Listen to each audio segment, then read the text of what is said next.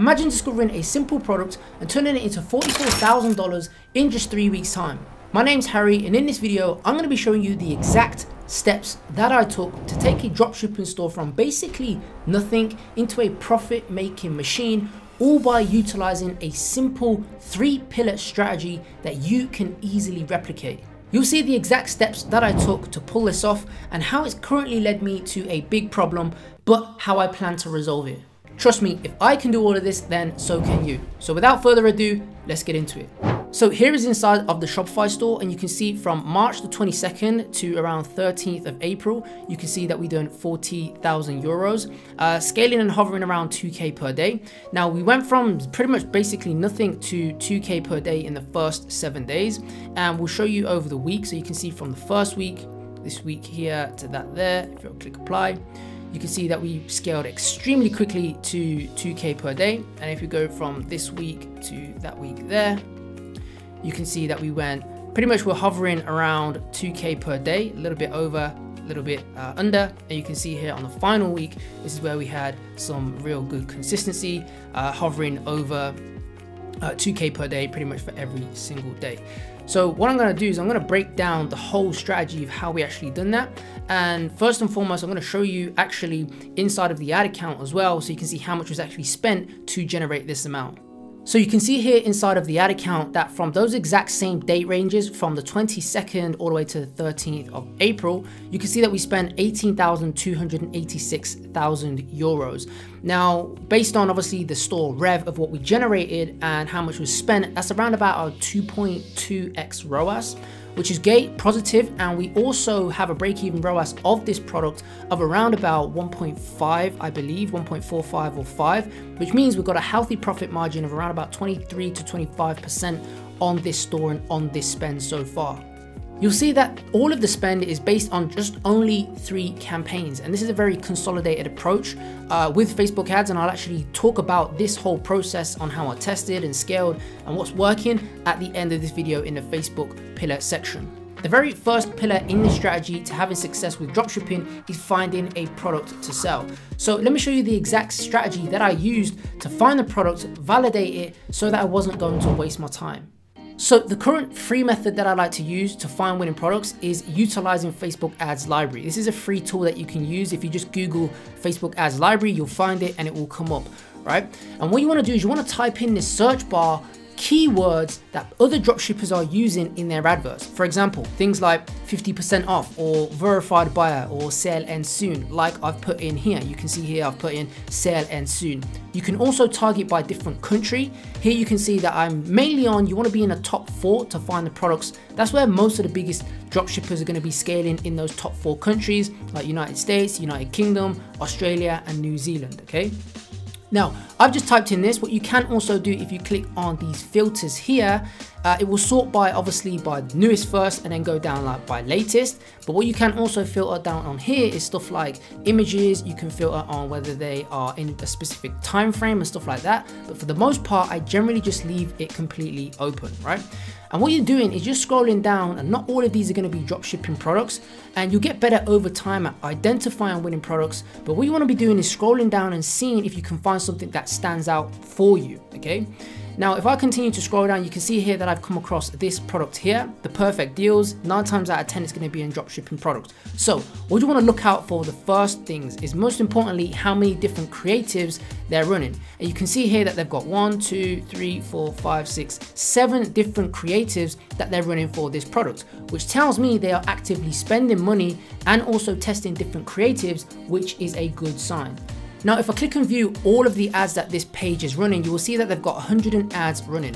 The more ads that they are running, the better it means that they're spending more money. So you can see here that they've been running a lot of this product, but it's also showing me another product or another potential product that I can go out and test with this other, looks like some sort of diffuser product. So I've got 2 potential products that I can go out now and see whether or not they are even worth testing or not.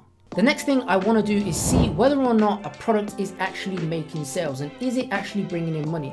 So for that, what I like to do is I like to use a tool called Shop Hunter to see how many sales on a daily basis that a specific product is getting. So this is what the dashboard of Shop Hunter looks like. And by the way, if you use the code BEAST25, you will get 25% off for life on your subscription. So you can see here, I've just put in some random Shopify store here, and you can see that these guys on a 24-hour basis are doing around about $3,000, which is great. You can see here they've been hovering from around about the highest of $5,000 per day down to around about 1,400, which tells me that this product, not specifically the product that we just looked at, but if we were to put that in, we would identify whether or not it's actually making sales. And if you scroll down here, you can see multiple different, how many actual products it's selling. It's not 100% accurate. However, it's going to give you a very good idea and understanding of whether or not it's actually worth pursuing or not.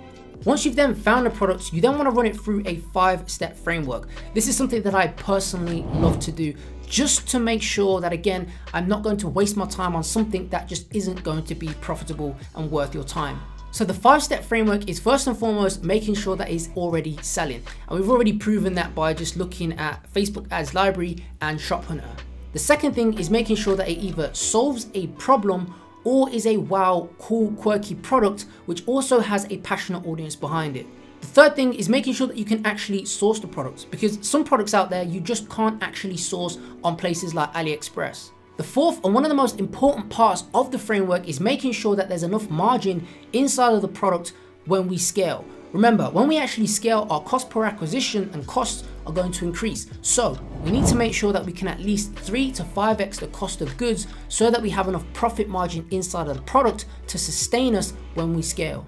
The fifth and final part of the framework is making sure that there's enough content already existing online that we can utilize and leverage to at least test out the product to see whether or not it makes sales. Once you've then found a product that's actually worth testing out, you then need to put it on your store. So the question is, what type of store do I use? Now, if I'm testing products, I'm always using what's called a concept store. Now, you've probably heard of a general store, a niche store, and a one product store. So what the hell is a concept store? A concept store is a highly branded store that gives you the flexibility of a general store while still looking on brand and the conversion rate of a niche or one product store. Because we have a generic branded name and we're only testing out 1 to 3 products at a time, it means that if we test out a product and it doesn't work, we can simply just hide it from our store or completely remove it. If it works out, great. We then have some options. We can either scale it on that store, or we can add complementary products and turn it into a niche store, or if we wanted to, because we have a branded feel already, we can just turn it into a one product store. Trust me when I say this, you do not need hundreds of generic filler products on your store. So at this point, you're probably wondering what a concept store looks like. Well, let me show you. So this is an example of a concept store, and you can see here that the name Serene means absolutely nothing whatsoever, but we look like the actual brand owner of this product. Now, this gives us the flexibility, like I've mentioned, of testing out multiple different products while still looking like the brand owner of this thing. So if this product didn't work, we would literally just remove it from the store or hide it and then test out something else. We haven't got a link to loads of different products or anything like that, and 100% of our traffic is just going to be going to this one product page. Now, this is actually just using a free theme called Sense, and again, you can use this if you wanted to. Another great theme is obviously like Debutify and Impulse and those ones. But if you utilize and know how to build a actual high converting product page, you can build these out for free. And if you want me to drop a video on how to actually build stores like this, let me know in the comment section. So you can see here, I've only put together 2 questions, but what I am going to do is put together a full video, YouTube video, on how you can leverage and utilize ChatGPT for dropshipping and getting results. That'll be in a separate video. But for here, you can see that I've just said, I'm selling a pair of baby slip-on shoes that protect toddlers' feet both indoors and outdoors. What are the daily struggles, problems, and issues a person would face that this product would solve? What frustrates them? What annoys them? What worries them? And you can see here that we've got things such as time consuming, difficulty finding the right size for kids, safety concerns, the durability of shoes, and comfort. These are all pain points that we can leverage inside of our copy. The other question and final question that I asked was, what are the main benefit points of selling this product? And you can see here we've got convenience of them because they slip on easy. We've got the versatility, we've got safety, of course, comfort and durability as well. These are points that we can use to then put our copy together to turn visitors into buyers. The third and final pillar of this whole strategy is traffic. Once you've got your product, you've got your store, you then need to get people to your actual store and convert them into sales. Now there's many weapons of choice you can use, such as TikTok, Pinterest, Google, and Facebook ads. I personally love Facebook ads, and I've spent millions on the platform over the years. In my personal opinion, if you can master Facebook ads, it's absolutely unmatched in terms of all of the platforms when you can get it to work. However, we do have a love-hate relationship, and I'll show you the reason why in just a moment. Like I showed you earlier, you can see here that we spent just over 18,000 euros. However, it was only consolidated on just 3 campaigns.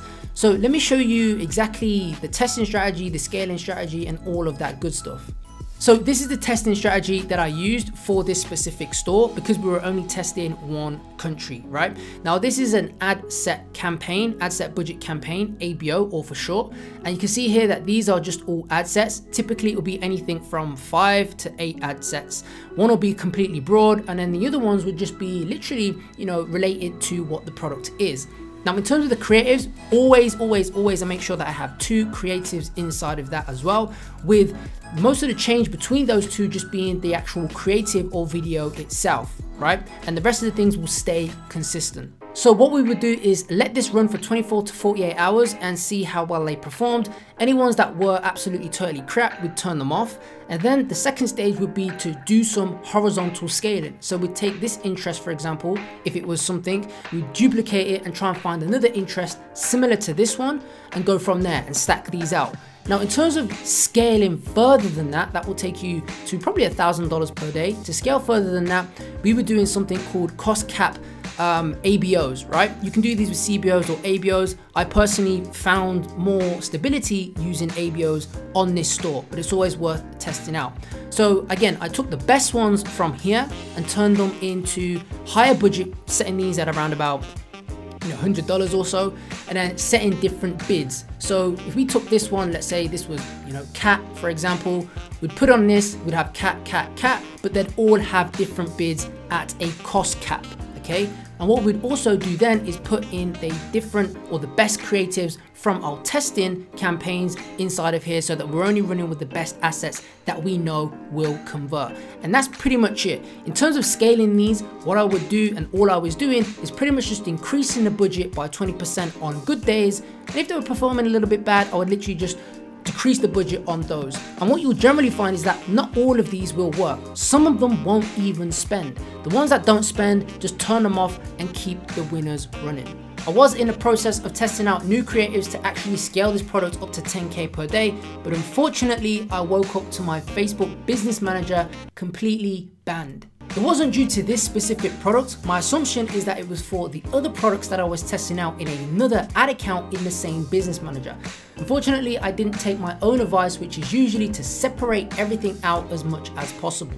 If you've been in the game as long as I have, you know that these bans are easily resolvable. So my plan is literally just to reset it all up with a specific structure in place, and then get it rolling and scale it up to 10K per day. And that's it. Let me know in the comments down below if you enjoyed this video and you want more video breakdowns like this.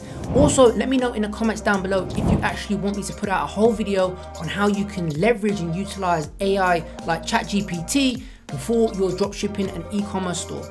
If you want my personal help to help you start and scale your own dropshipping store, then apply on the link down below. Don't forget to like and smash that subscribe button, help the algorithm out. I am on a mission to blast past 100,000 subscribers on the channel this year, so help your boy out. Until next time, take care, and I'll see you in the next one.